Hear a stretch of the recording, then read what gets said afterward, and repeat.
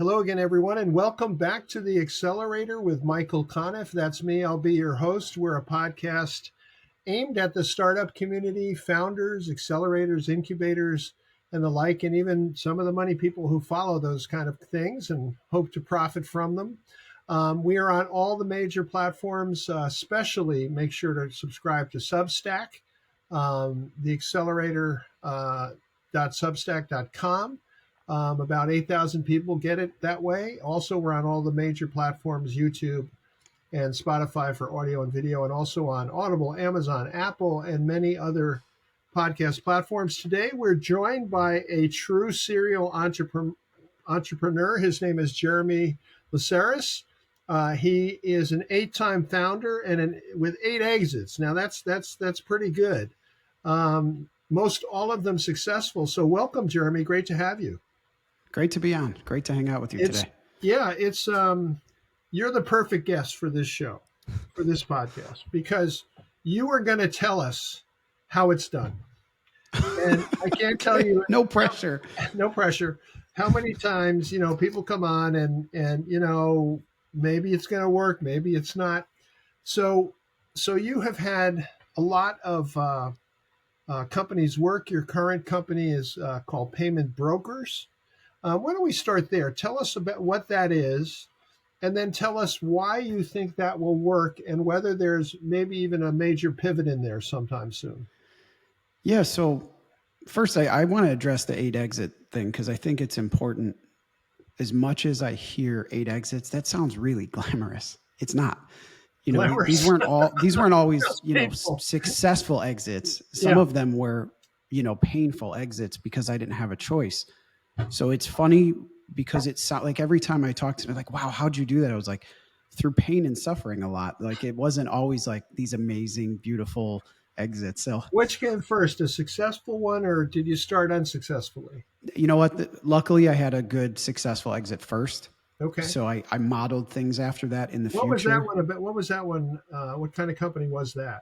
It was an online furniture retailer called FurnitureStock.com. That was years and years ago. And it was successful, but also a horrible failure on my part because the company was just falling apart because I didn't know how to operate a retail environment. First, I had living in an apartment with garages full of returned furniture that I didn't understand how to manage. And so I ended up with a bunch of inventory and friends of mine on weekends you had a lot of good furniture. You had a lot of good furniture. I did. After that, it was every time we moved from that point forward, I knew that the furniture business well enough to always have really nice furniture in my house. You hear this expression, a victim of your own success. Was that a case where it was working, but you couldn't keep up with it? Yes and no. I honestly got into it because someone said I could buy wholesale furniture. And I thought, well, this is a good strategy. Like, how much is wholesale? What does that mean? I didn't even know really the terminology back then of where in the supply chain this fell. And when I went to the manufacturing plant, I was like, wait, I can buy leather furniture, a whole set for $500.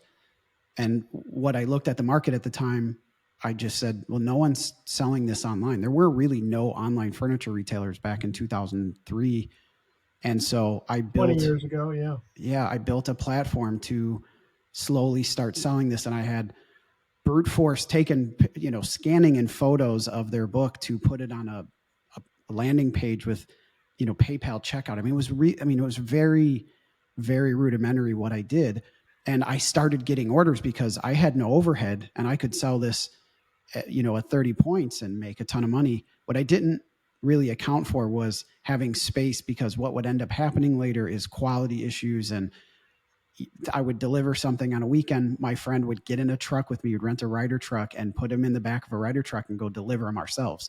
Wow. And so that started to weigh on me because as the expense of that went up and I got returns, I'm like, I don't have a warehouse. I lived in an apartment.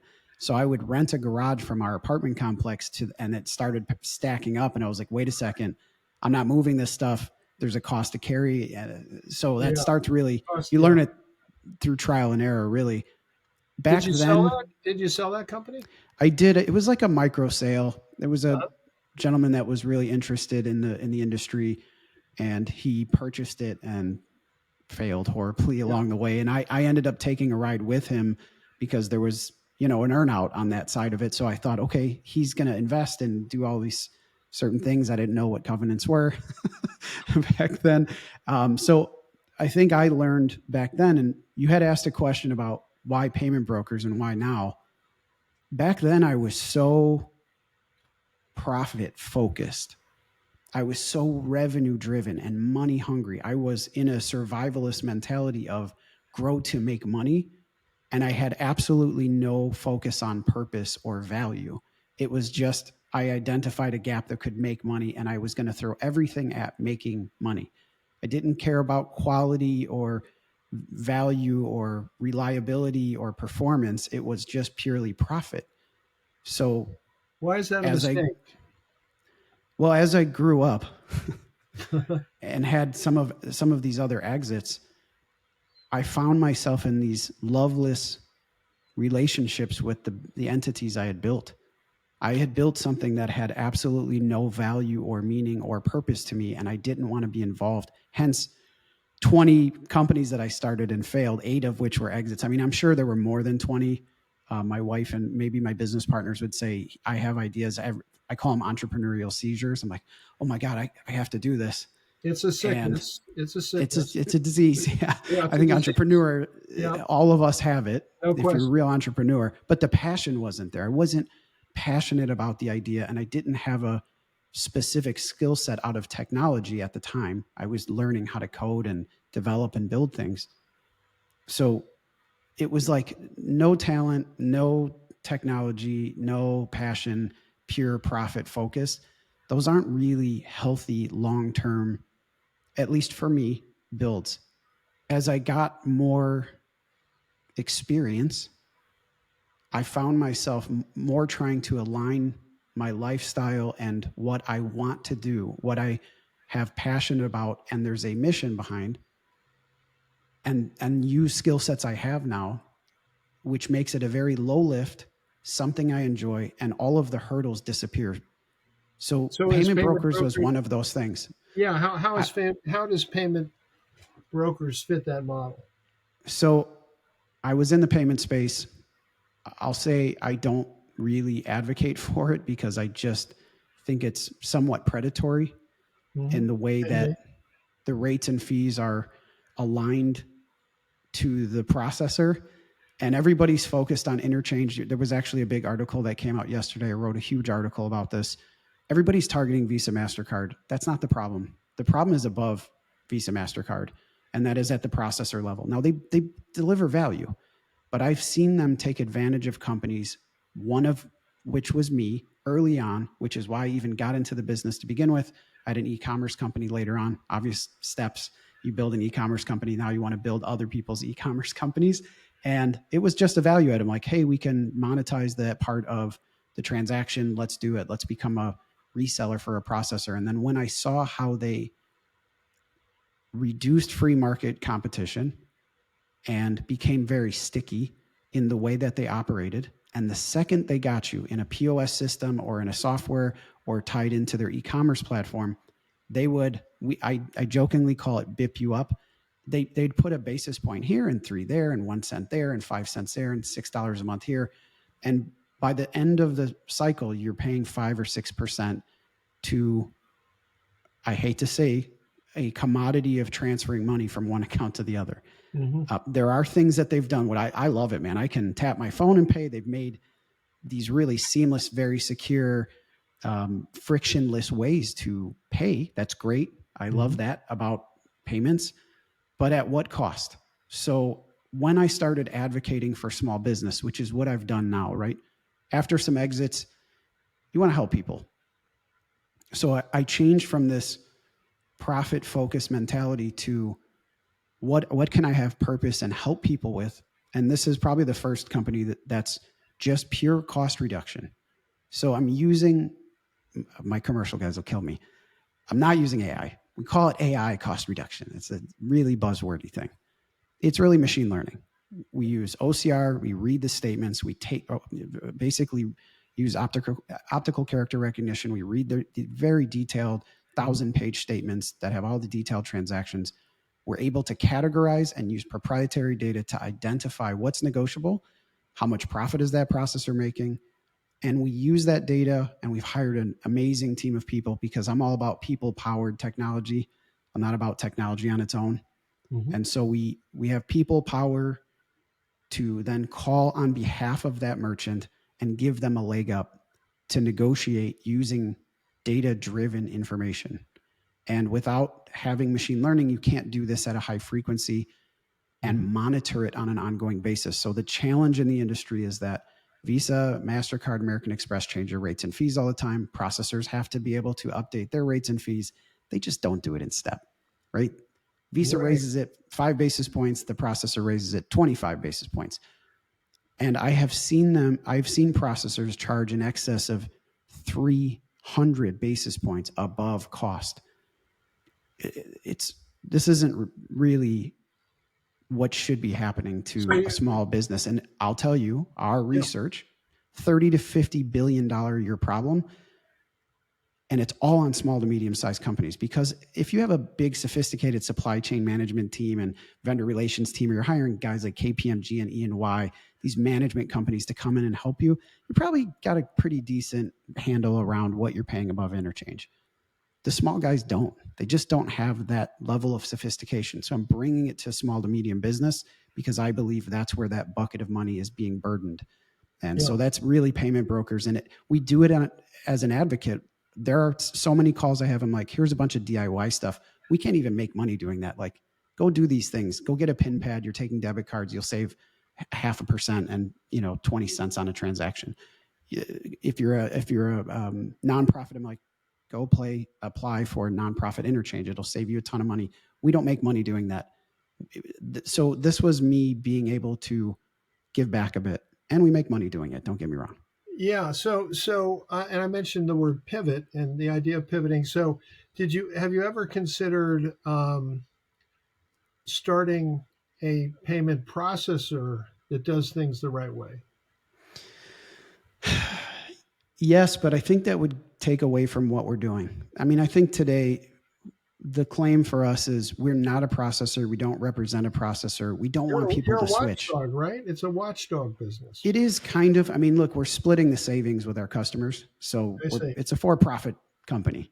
But we're 100% based on what we deliver. We make $0 if we save you $0. I love that. But if my take was, hey, I want to move you over to my service, part of the challenge is changing underwriting and changing your equipment and buying new things and technology integrations into ERP systems and e-commerce platforms. I don't want you to switch. It's so much of a headache to retrain 20 employees on a new POS system when the devil you know is better than the devil you don't. I could start a processor and say, hey, we're just going to give you pure interchange, and here's our profit margin, and it's public and it's very simple. But even that, I think we'd be a target of, the bigger companies. And it's a race to the bottom. So yeah.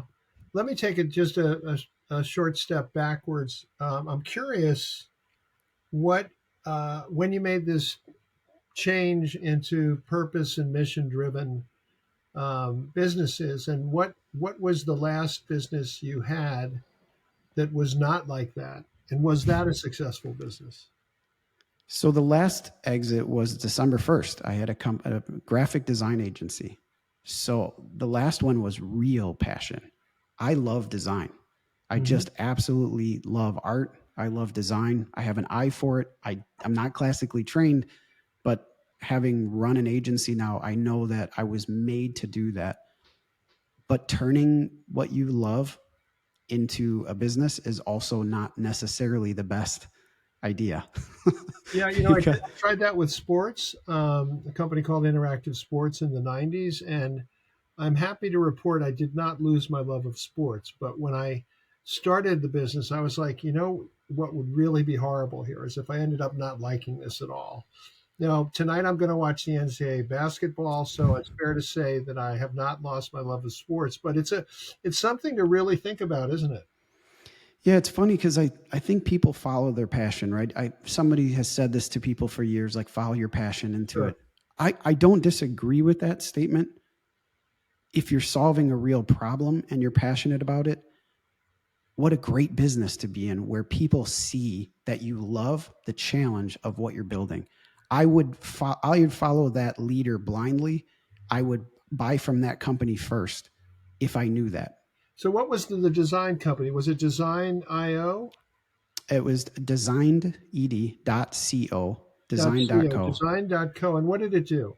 So I was trying to bring really high quality design to small business that couldn't afford it, because I was one of them. I mean, the first part of that company was that it was an agency I built behind the scenes to support all of my spin out crazy ideas. That was really what it was before, but it wasn't profitable. It was just something I had on call, like, hey, I have this new idea. I need a logo. I need this. I need all of these assets. I need social media content. I need all of these things. So I had this internal agency, and I decided at one point that there's a better model to not do what traditional agency had done. I had a huge spend in design in my previous career. And when I spent it, it was such an archaic journey to get something very simple done. And it cost way too much money. And you had to have minimum spends and all sorts of other things. So I believed I could change the model by creating a subscription-based design. And I built software to manage the design process internally and externally for the customer, so they could go in and put in a request and have local US-based, really high quality, RISD and New York School of Design grad level designers who the big agencies hired. I said, look, we will hire them full time, when these agencies were only bringing them in project based. Yeah. So I was offering them a more stable environment because we had a subscription, and that subscription would be fractional ownership or fractional use of that designer.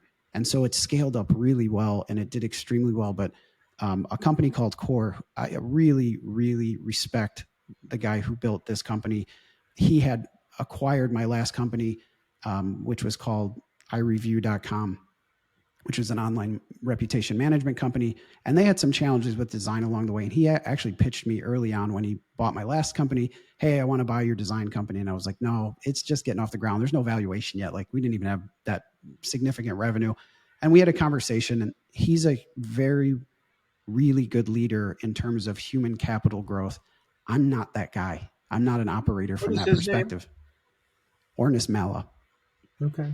And he bought two companies from you. He bought two companies from me. And I would say what they have in terms of vision and growth for their agency was so much bigger than the vision I had, that it just made sense for them to take it over. And then I, of course, in turn invested part of that capital back into their parent company, Core.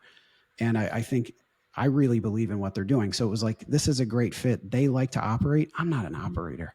I know where I fit in the general scheme of business now. And because of that, I have more drive and passion because I like to build stuff.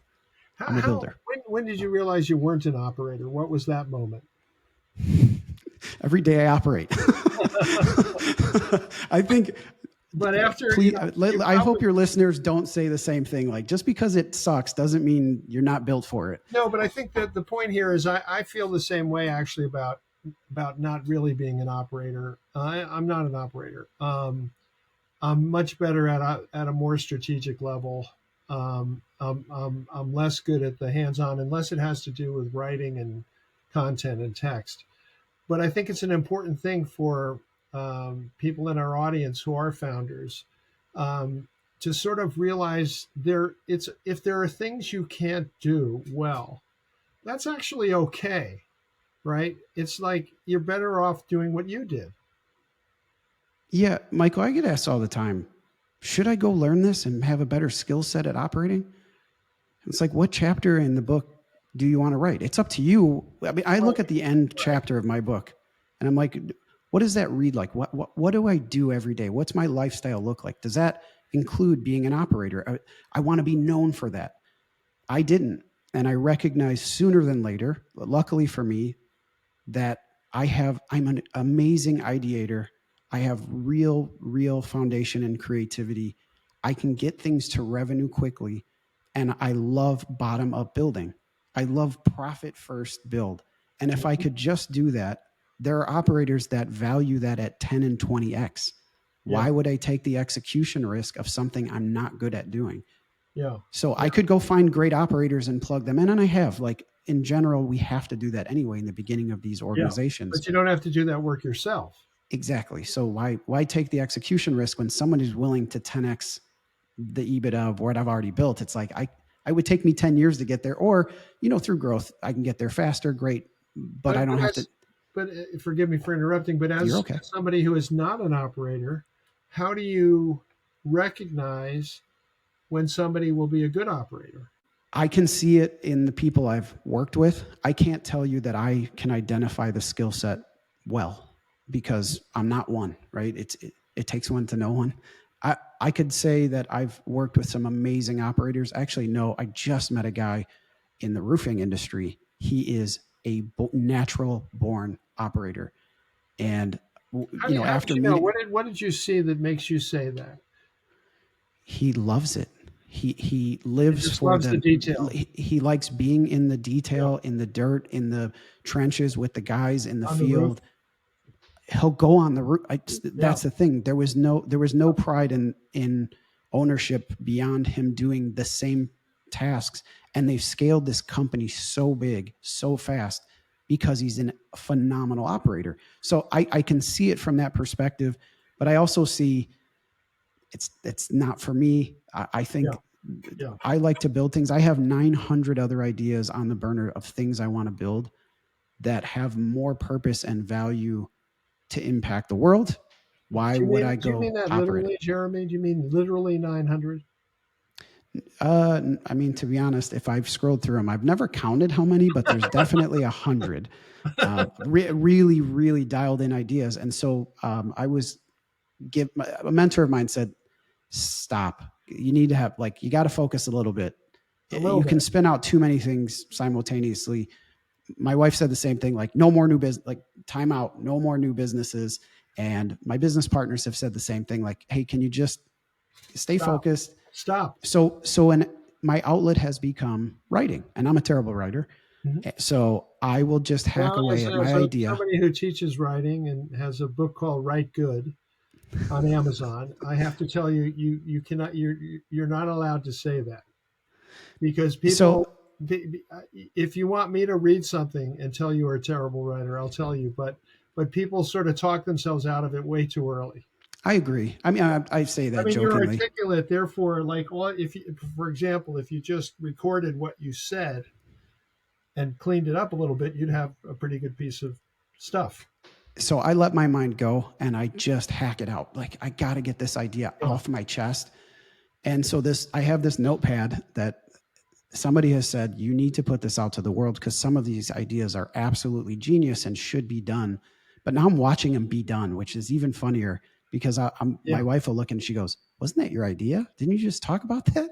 Like, yeah. Yeah, you really? Can't, no, that's. But I can't do all things. Isn't that, though, a sign of a good idea? Because what happens is, oftentimes a great entrepreneurial idea is obvious after it exists. Yeah, of course. Right. And until it exists, it's like, why would you have a search engine? I remember when I heard about, Google or even Alta Vista, I was like, I don't get that. Navigator. I just don't see that. I don't see that working. Now, in my defense, Google didn't see advertising working, right? Yeah. That the people in Google, like, most of them were against Google ads when they were, it got developed kind of on the side. Mistake. It was over 90% of their revenue today, right? That's crazy. They didn't want to do it, but it's interesting. So we have a few moments to speak about the future. So okay, let's talk about that sheet of 100 ideas. Okay, go for it. So don't give me the next one, but give me the one after the next one. Like, what's the one that really gets you excited? Are you looking at the list? I'm not. I know them by heart. So 100 by heart. I do. I could rattle them off. I mean, I have so many that are important. Some of them are just fun, things that I really want to do, or things that I've identified as gaps in markets that I was like, this is so big and Yeah. such a vast opportunity. I don't see why someone's not doing this. But then I think what's happened is what I said early on, which is, does this align with me? Does it align with my end chapter of my book, whatever that might be? Is this what I want to be known for and do? There's a lot of, I have like some criteria now that needs to be met in order for me to even entertain these business ideas. Okay, so let's stop there and say, what do Sure. you want to be known for? What do you, or maybe that's a work in progress, an answer It in is. progress. But how close are you to answering that question? I think that's a relentless quest for perfection. I don't think I'll know the answer. Like, if you would have asked me 10 years ago, it'd be very different than today. So I think now I'm trying, I'm a Libra. So But I'm going to say, perfection is not meaning. no, Perfection is I'm not saying to perfect the meaning of what I should be here to do. I think more what I've been focused now is just harmony and alignment with these things I'm building into what makes meaning in my life and brings joy every day. So, and more recently, my father passed last year, and that was a massive event for me Sorry to hear that. look at myself internally. I don't think I've ever. How old was he? He was 90, so he had an amazingly long life. Had a good run. Amazing, and I think looking at legacy changed everything. Also, in general, it gave me a little bit more direction in terms of looking at his end of life and where I see mine. I've never done that before, so it's very different. But I think it gave me a piece of insight that I didn't have before, which was like, slow down, enjoy the things around you, and try to have some balance in what you're building, and not like I have been burning 18 hours a day. I mean, I grew up in a very humble environment, and I said it was really about survival in the beginning, and now it's more, what can I do to impact things around me? And that's having a purpose bigger than myself. Would you tell, we're kind of at the end of the podcast, but would you advise somebody, because I actually do this. I mean, this is part of, what I say to founders is, I ask, what do you really care about? Like what matters to you? That's sort of my starting point. And I'm not alone in that. Lots of people, believe that. But in your case, if you could do this over, would you start with that? My journey would have never brought me here otherwise. I think now it's my purpose now, at least partially, besides those around me, is the younger version of me that I wish I could have had this conversation with. So now this is my opportunity where, to be honest, like even getting on this podcast was supposed to be something I did for my last company. And here we are. I'm like, you know what? I still want to get that message out there. If there's things I can do to impact people in a more positive way early on in the stages of startup and small, into a point of like having more thoughtful growth, not just, burning, which everybody does. Look, there's a purpose for that. I know there's a rise and grind mentality. I just think that maybe it should be a little bit more balanced, and I'm trying to help where I can in that. And my next venture is purely about housing. And I think the reason why is because I didn't have housing. I lived in a car early in my life. So I think I'm looking at the younger version of myself saying, how could I impact that guy?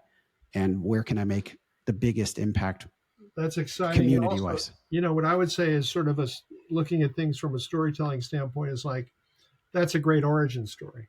Starting a housing company because housing was an issue, and you had to sleep in a car for how long? I want to say it was on and off for a couple of years. My father did an amazing job of making it work and not seem like a big deal. Yeah. But I would say it was now looking back, it's like people just don't have as easy of an opportunity to be a homeowner early in the phases of their life. So I'm trying to impact affordable housing and do so through crowdfunding. And there's a lot of investment there from my side now. And we intentionally didn't talk about that because for regulatory reasons, but we will. Correct. If you come back when you're ready, we can definitely talk about that. So thanks for being with us, Jeremy. This has been a great podcast. Great to have you on the Accelerator. Thanks. I really appreciate the time. It was great to hang out with you today. And I want to thank all of you out there for listening to the Accelerator. Subscribe on Substack, like us, rate us.